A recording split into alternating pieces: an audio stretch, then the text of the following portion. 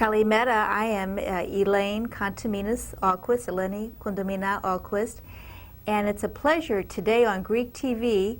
We are profiling Lee Rallis, the Supreme President of Ahepa. And Lee, we are so pleased to have you with us today. My pleasure to be here. And I know that you are in town for a reason, and I wondered, well, first of all, can you tell us what it means to be Supreme President of Ahepa?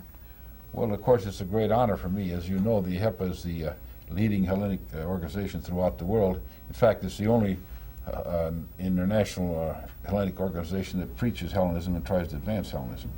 It's a great pleasure for me, being born and bred in Sioux Falls, South Dakota, now living in Denver, Colorado, to be Supreme President of this great organization.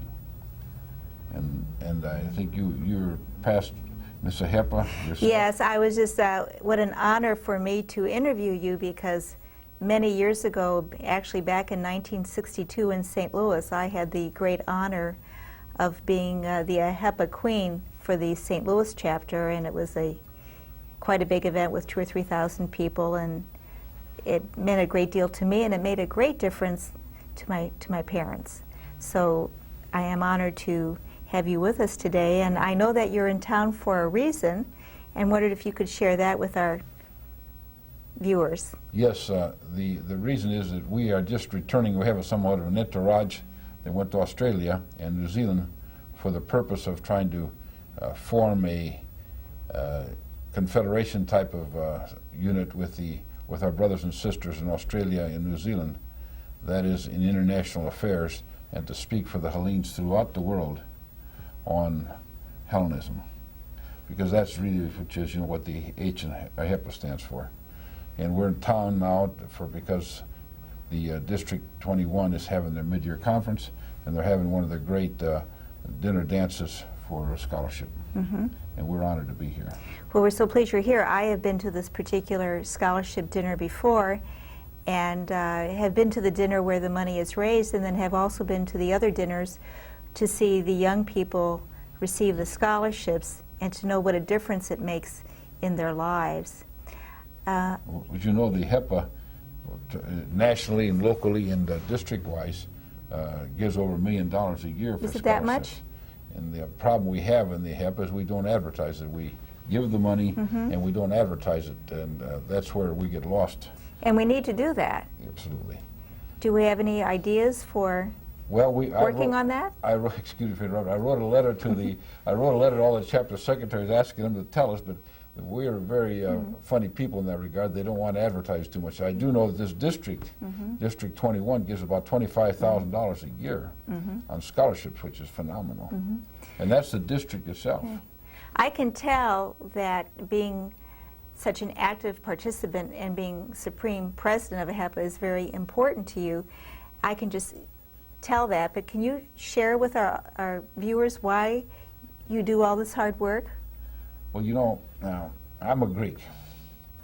People sometimes do not understand that my name is Rallis in Greek, which is Rallis in American. It's never been shortened. And I was raised to be Greek in a very small town in South Dakota called Sioux Falls, South Dakota. Actually, it was the metropolis of South Dakota at that time, with a population of 34,000. And we were taught to be Greeks, and we were raised to be Greeks. We were raised with a pride in being Greek. And we were raised in the pride of not just being Greek, but being Hellenes. At times we have to differentiate between Greeks. We should talk about that, yes.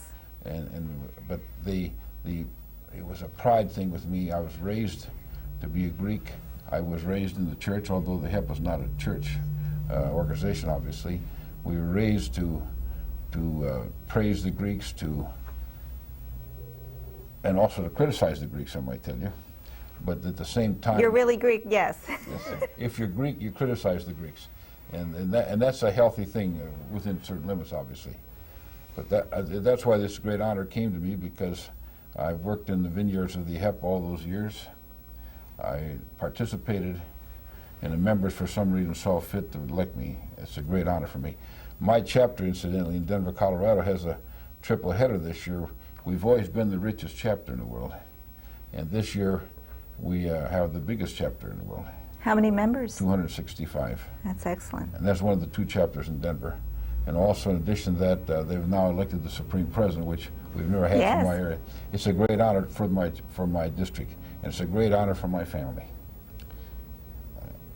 I really related to what you were saying about, and all my family comes from Greece, all my family, and I'm Greek Orthodox, and I really relate to what you were saying, how as Greek Americans we really take it upon ourselves when we think something needs to be corrected to say what needs to be done, and we're not very bashful about that.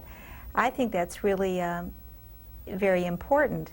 And when we think of the name Ahepa, part of it is the Progressive Association Education, American Hellenic Education Progressive Association, and so we are progressive people and looking to make society better. And that's what you're doing in your work, and that certainly is what Ahepa does. Well, you know, when Ahepa first began, the announced purpose was to Americanize the Greeks. And we also had problems, you probably know, with the KKK at that time. Over the years, the Greek name has progressed in the United States. The people have seen that the Greeks are good people. They work hard, they buy property, they raise their families, they're very family-oriented, very caring people.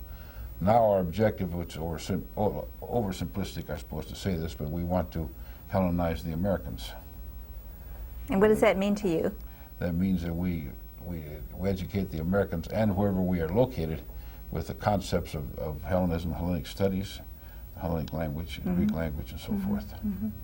I do think it's very important for the world to really understand what contributions Greeks have made and continue to make. Well, I am so honored that you took your time, as busy as you are, to be here with us today, and I just want to say, Efkaristo Patapoli. Efkaristo. Thank you. It's my honor to be here. Thank you. It's my honor to have you.